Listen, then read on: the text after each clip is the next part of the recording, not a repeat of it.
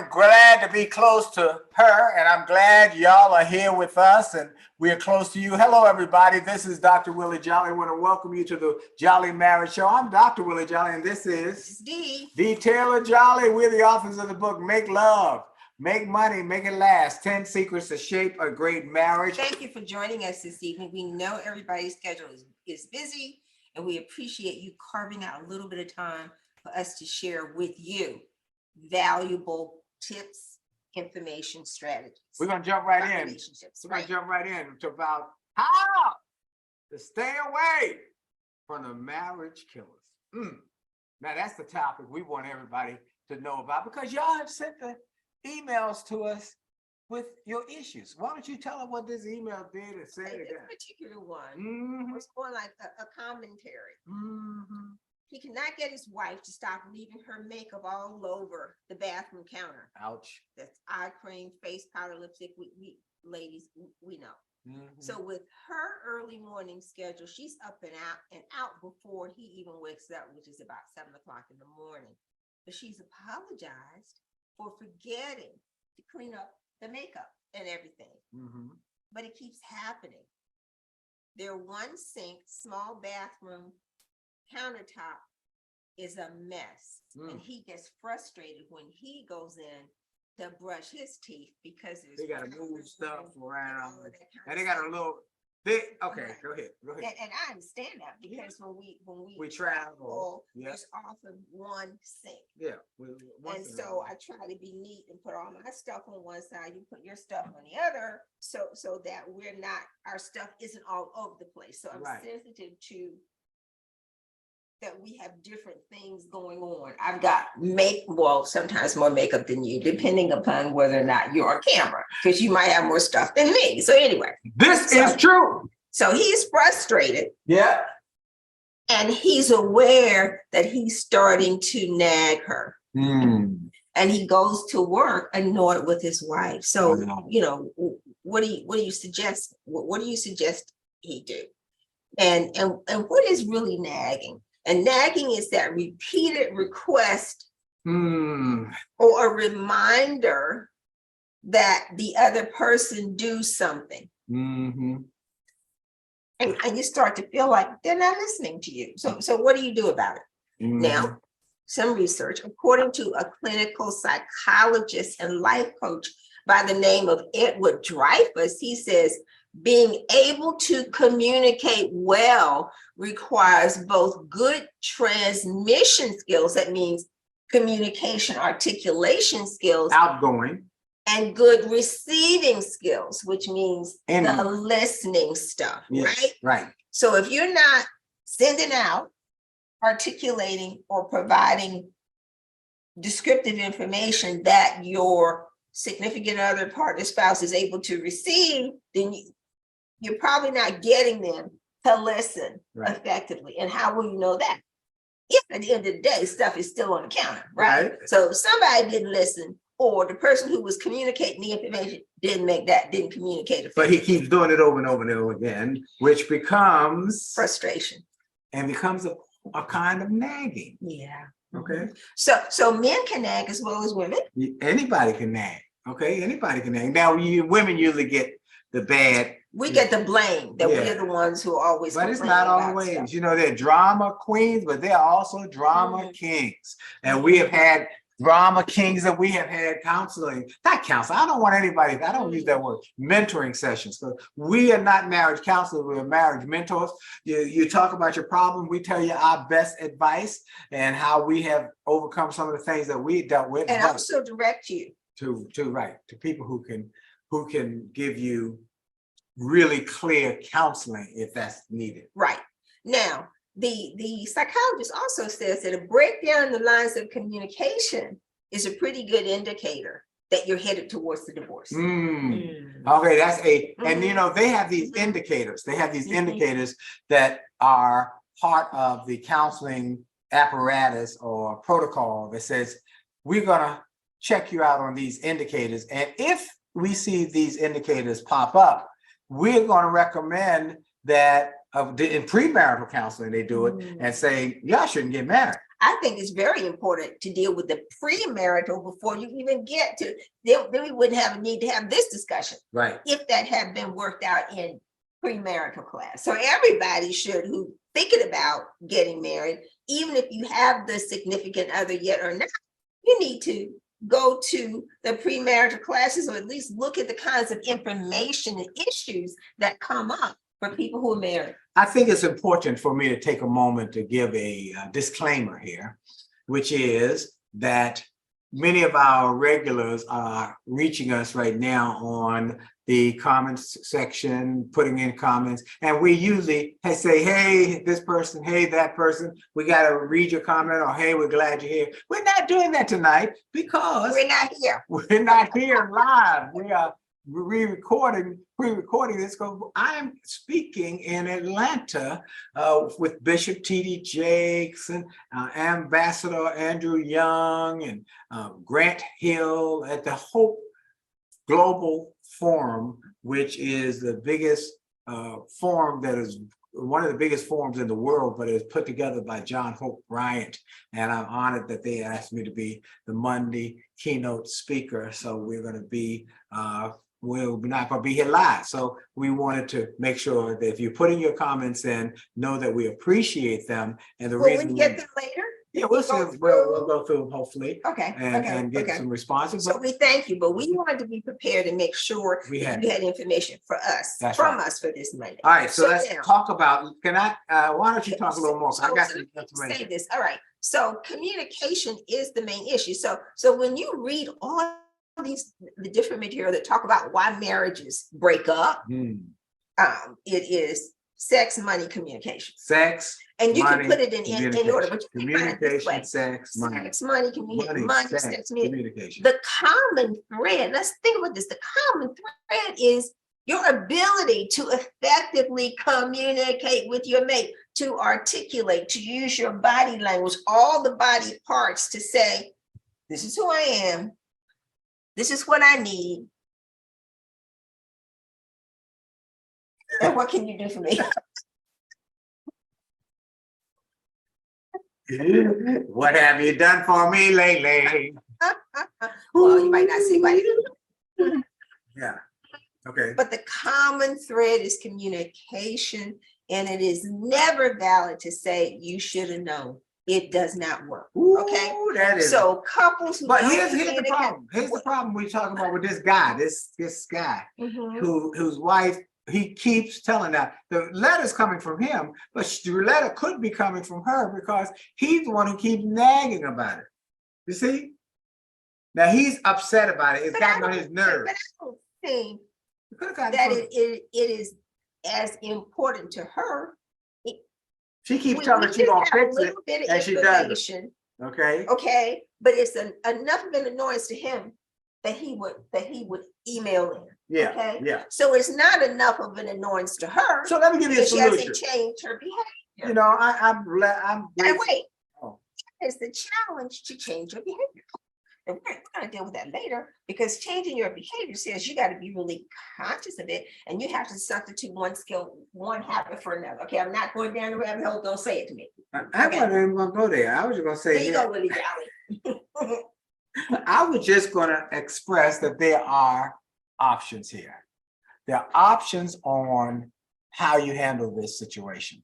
One option: get a base and a bathroom counter with 2 sinks. Now you say, well, we don't have that much room.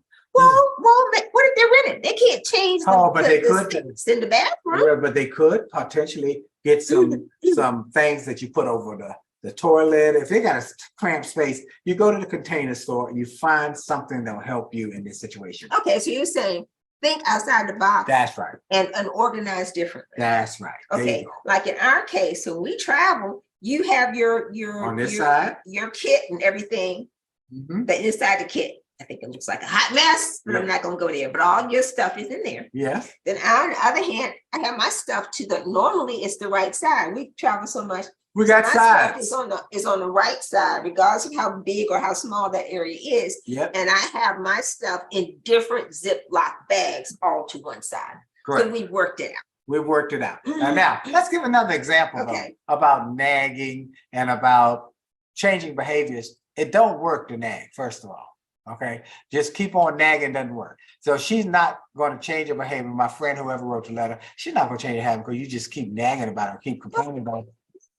To her. Hello. Okay. All right, we agree on that. Okay. All right, she don't think it's a big deal. It's gotten her his nerve. Maybe he's so maybe he hasn't communicated in such a fashion that this is something that irks him at his core. That is cool. He might be a neat freak, like. Yes, I am a neat freak. And you are not. So we had to work through that. Let's get back to that. So knowing that this is something at her core, it wasn't important to me that the shoes were on the floor. It wasn't important to me that the bed was made up. I don't care. I'm getting back in the bed tonight. Why I gotta make it up? But it was important to her. But she had the communication with me to share how I had to communicate in such a way that he understood how important it was to me. Then yes, I had to think through how I would get him to willingly cooperate, right, to hide the shoes, to make up the bed. Yes, right, and close my closet door. And close your closet door. Yes. And I'm not saying that was not an overnight thing. No, it was not. And so, but she initially nagged me about it. You know, then I nagged shoes, I had a bed. And you said, what did I say? You tell me what I said. You said nagging doesn't work. You said nagging does not work for me. That ain't gonna So work. please stop it. I said, that's not gonna work. If that's your goal to get me to change my behavior, then nagging is not the way to get it done. Okay, that's not gonna work. But let's talk about it. We had communication, and she hooked the brother up. I identified a lot. what his needs were, and match his needs with my needs to figure out how we could come to some consensus. How about that? We came to a consensus. Okay. I want to go upstairs right now to come to that consensus again. So couples, am I right about this? Okay. So couples who don't communicate well will not resolve issues together, and they tend to suffer from misunderstandings, as well as hurt feelings, which leads to with this couple marriage killing. That you kill the marriage by shutting down communications, by turning a deaf ear. Oh, the guy who came. And then I gotta say this. Okay. That the answer to that is learn to fight the problem and not each other, which is what we talk about too. The guy who came to our house, who was doing some work on the house, whose phone was blowing up. Oh, and you said he wouldn't answer the phone. It's my wife. It's my wife, and she's pregnant. She's 9 months pregnant. What? He said, but all she does is nag. All she does is nag. I'm tired of it. So it's a turn off. And so she could have been saying, I got to go to the hospital. The baby's coming. But no.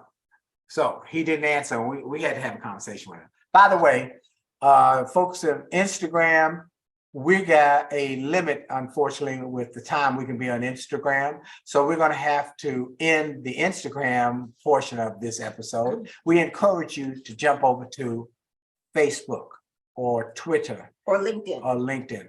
Cheryl told me to stop saying Twitter. It's Twitter. All right. But I was trying to be sophisticated. Join us right now over there. Thank y'all for joining us on Instagram. See you a little later over on the other side. All right. Okay. Now. Poor communication. What do you mean poor communication? You start shouting at each other? So that can turn what might be, here's my issue, what's your issue? Into shouting matches. It can kill the love. It certainly destroy any intimacy. Right? Intimacy is gone. And it can destroy any respect that you might have for each other. Right. All right. So what do you need to do? Let me give you some. Can I give you some stuff from a great book that I know of? Oh. Our book. See, my wife tends to. She's a educator, and she goes to get the research. But I go to the book that took us years. No. I'm looking for additional. Oh, well, let me read. You give you what we already have, which I think is great content. But it's always an opportunity to add greater value, Willie Jolley. Go ahead. Nagging. Another form of destructive communication is nagging. To nag means to bother someone with constant complaints or by constantly finding fault. There's an old saying that said, nagging, like harping, should be left to musical instruments and animals, horses. One problem with nagging is that it actually shuts down communication, what you just said. Dee and I were counseling a couple where the wife nagged the husband to the point when he would avoid talking to her. Even when the wife was pregnant, which I just talked about, she's just going to nag me. And so people nag. Nothing good is achieved by nagging, so don't do it. Respect the call. Okay, respect the call. Now, if any of y'all ever played pickup basketball in your neighborhood or your street, you knew that if someone was with the ball and they made a move and went to take a shot and missed it, and you got close to them, sometimes they would say, foul, I didn't touch you, foul. Everybody on the court knew. You might not agree with it, but you got to respect the call. Same in marriages. When people say, my feelings are hurt, when people say, this made me feel devalued, you might not agree. But you must respect the call. You can't say, oh, no, you don't feel that way. Yes, they do feel that way. Okay, can I interject here? You may. Okay, now, they feel different than you because you're two different people. Yes. So we want to look at some reasons for this communication breakdown. It's not that just that, okay, this is who you are, and this is how. What does it come down to? Think about this. You're wired differently. That's possible. You could be very much wired different. Okay, so right. how God made you. I don't see messy stuff. He does. And I have studied him and been with him for what, 40 years. Certain things he just does not see. Right. And I had to come to the realization and calm myself to say, okay, now I had to study him and say, he does not see this. He sees the big picture. He does not see water on the floor. Oh, it will dry. What? We have an ongoing dialogue about this. But I have water on the floor. A sense of humor, because and I remind myself of all the things that I love about him when I'm like, I can't take it one more minute. What am I going to do to him? I'm like, okay, shift. Remind yourself why you like being with this person. Okay, so number one, we're hardwired differently. I remind myself, if he were wired like me, it would be a very dull relationship, because I would sit in my corner and read all the time. He'd sit in his corner and read all the time. I don't think we'd have any great communication. We certainly wouldn't go anyplace because I'd be in the house all the time, right? Right. So some challenges in getting to how to communicate. Understand that we are wired differently. So you need to study and figure out how they're wired. Yeah, that's right. Right? Yeah. Right. And one of the ways is that you are an outgoing person. Right. And I'm more of an introvert. So you're an extrovert, I'm an introvert. I like the details, you like the big picture. It is important that you discover and respect the differences in the person that you fell in love with. Yeah, you have to realize you can't nag them to change. Okay, I'm a nag you.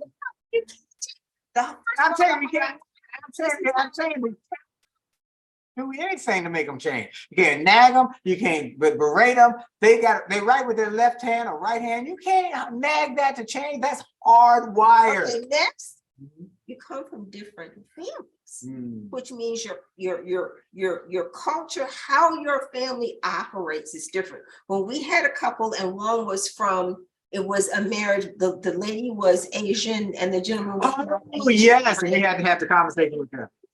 She talked about how they handle problems very differently, and her husband couldn't quite, he didn't want to deal with that. But she was hard because this is the kind of family that she came from. Right. So, and the family's quite involved. Right. And he felt that the family was too involved. That's but culturally, there were differences. So they have to learn each other's culture. So you fell in love. Oh, we have intellectual things in common, but some fundamental things in terms of how you relate to the family members, how you relate to brothers and sisters, what you do for each other. You got to work on that. You got to learn it. Yep. Okay. And then, are you aware of yourself? I had to learn about my own shortcomings. I had to learn, you know what? I'm going to mull stuff over and I'm going to think about it forever before I say it. But I had to get to the point where I could speak to Willie and say things in such a way that would not offend him. Okay. I'm not trying to offend him, but I had to learn that I had to be more proactive. And that's because I also studied myself in what I read about. Not just proactive, thoughtful. Let me think through this. Let me think through this. Full of thought. Okay, let me think. Never assume. Never assume. You know what assume makes you it makes a donkey of you and me. ASS of you and me. Okay. And then 4, have empathy. Could you put yourself in the other person's shoes? So I had to think, okay, this I love this person, but he's the most disoriented. See, and some things I just removed from my consciousness, like you don't screw the tops on things. Again. I don't close the cereal package tight. So I will get it again where I want to. Fresh by closing, and I grew up before there was a Ziploc bag. Okay, so you roll everything down and you put a little pin and stuff on it to keep everything fresh. He doesn't close the cereal box. I'm like, what? Oh, I don't see it. What? The cereal box is. I don't. So I remember, I love this person. I love this person. Okay. And if it's that important to me, you know what? I close the cereal box. Right. That's not enough to make me nag. So I'm saying these are things that we have learned to help us move those things out of our way, that we are wired, each of us is wired differently. We were raised in different family cultures that impact how we see stuff and what we do. So let me tell you how we must be aware of ourselves and our own limitations, and that we must have empathy. Empathy, influence. I want to talk about influence. Selling. I'm in sales. I sold her to say I do, because she was not planning to get married to me. She liked me. We were dating. I think she loved me. Yeah, did love me, but she just had said, I wasn't getting married again. I didn't want to be this whole thing of who's in charge. And you know, I grew up in that Christian household. My father was the fire and brimstone minister, and the whole idea, that I am going to be subservient until I had to figure out how that worked. You know, it's kind of like both people can't wear the pants. Okay. So I had to figure that out. And the fact you've been married before, it didn't work well. You thought that. I had issues. You had issues. So she said, I'm never getting married again. And I said, we should get married. No. So I finally had to sell her on the spur of the moment. We went out for lunch, came back married. Boom. Okay. Selling is good for business and marriage. So we're always selling each other, or we should be. We should be. Page 68. Everybody should have the book, by the way. When I started in business, I learned it was important to sell my ideas, products, and services to potential clients. Since I've been married, I've learned that successfully married couples are able to sell their ideas to their spouses. When we first got married, I had to sell Dee to take a vacation. Sounds strange, but it's true. She came from a family that never took vacation because they loved what they did. They were working Monday through Saturday, and they had the church where he was the pastor on Sunday. They never took vacations, but they were happy. Then, on the other hand, I was from a family who traveled a lot. My mom loved to travel. We had vacation. I didn't understand that. And she said, I don't want to go on vacation. I had to sell her on a vacation, how that was going to be effective. It felt weird, and it felt like it was a waste of time. Well, I sold her on it. Now we go on vacation every year. Now, other things I've sold her on, influence her. And what we want to say is you got to sell your mate. Don't badger them. Don't beat them up. You want to sell them. What's in it for them? Everybody has a station they tune to, WIFM. What's in it for me? And when you get what's in it for me, and you give them that perspective. So first of all, here are the things for selling your ideas. No drama, number one.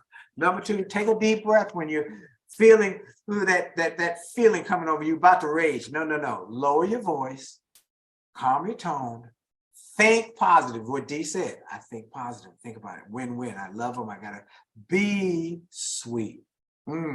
As one of my mentors say, you can force your way through by hollering or getting loud, or by using honey. Honey is so much sweeter. And you know what? You need to read. Sometimes we have people say, I don't even know.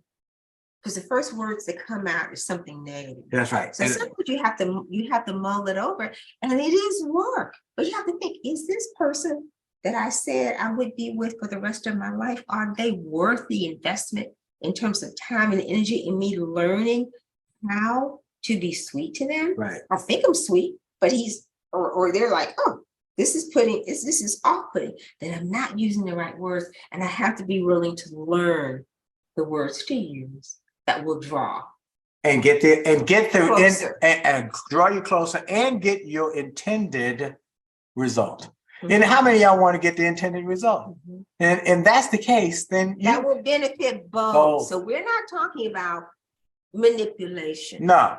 Getting something that you want for us to keep moving. We're going to move over and move on. And then remember what we say over and over again. Don't attack each other. Attack the problem. Yes. Gang up on the problem. Yes. And if you do that, folks, it's going to be so much nicer, so much sweeter, so much you more will fun. enjoy life together. And you know what? Married couples live longer because they take care of each other. I mean, there's statistics that go with that. So now we're dealing with, okay, we want to have evidence based of why we say what we say. Right. To reinforce that, right? That's right. That's correct. So we want you to be thinking about these principles, these products, these possibilities as you go forth. We know we put this show on because we really want marriages to be successful. We want enhanced children need two parents. How do we get sometimes you can't have it. Right. We understand that. How do you extend your legacy? Right. It's your behavior. It really is your behavior. And people are more inclined to listen, to participate when the behavior is positive and you make them feel valued. That's right. And life is so much better when y'all are not arguing and fussing and fighting. We're over time. No, we're not yet. We're not? No, you're not. Let's see what time it is. Yes, we are. Oh, our time is up. You're right. So hopefully y'all enjoyed it. Now now we can tell them, because she said, make sure to tell them about the book at the end. Go get the book at jolleymarriage.com. Get 2 copies. One for you and one for your significant other. Then get the workbook over there, and then get the audio books. One audio book is all you need, so you can play it in the car, because one lady said, my husband doesn't read. Okay, play it audio. Not a problem. You try another way. That's There's always another solution, something creative. And finally, we're approaching the end of the year. So you got to get your year-end checklist, financial as well as business. How about your back goals? office boss Goals? in me? The back office boss in me says you have to get your list together. You got 3 weeks to work on getting your financial statements and all those things together, business wise as well as personal. And we're going to be working on setting the plan for 2023, ending the year and starting the new year with goaling, which is an action word of how do we move forward successfully? What are those P's? What's our theme for 2020? It is pivot. All right. With a power plan. With a plan. All right. Pivot with a power plan so you can prosper. Okay. All right. So you can go to winwithwillie.com/goaling. GOALING. winwithwillie.com/goaling. That's one option. To start. Just get you started. And then there's the deep dive, which is really a great price right now, which is the 3-hour training online that we did for the goal setting, goal achieving class. Go to winwithwillie.com, look for the goal setting, goal achieving class. Both will help you. One gets you in just to start or get your feet wet, and the other gets you in so that you can start to really win. So thank you. I want to thank you. Our time is up. We got to go out on our music. You know we do. So here we go.